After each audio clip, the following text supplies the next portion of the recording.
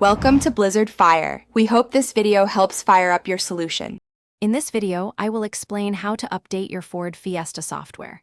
Keeping your sync system up to date is important for optimal performance and to access new features. We'll walk through the process step by step, primarily focusing on the widely applicable USB method. This ensures you can confidently perform the update yourself, enhancing your driving experience with the latest software improvements. First, you'll need to prepare a USB drive and download the update files. Head to the official Ford Sync Update website and enter your vehicle identification number to ensure you get the correct software.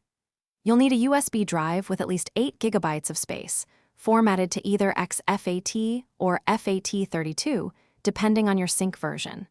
Download the update file to your computer, then extract its contents directly onto the root of your prepared USB drive. Now, let's move to your vehicle for installation.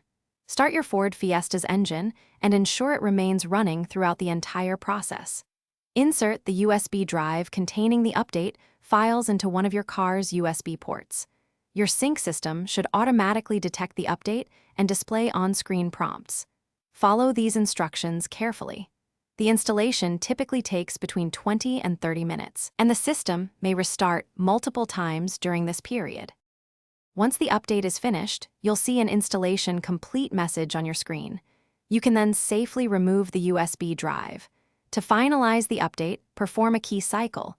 Turn off the ignition, open and close the driver's door, lock it, and wait at least 2 minutes for the sync display to shut off. Restart your vehicle and check the sync settings to confirm the new software version. Remember, newer Sync 3 and 4 systems also offer convenient over-the-air Wi-Fi updates.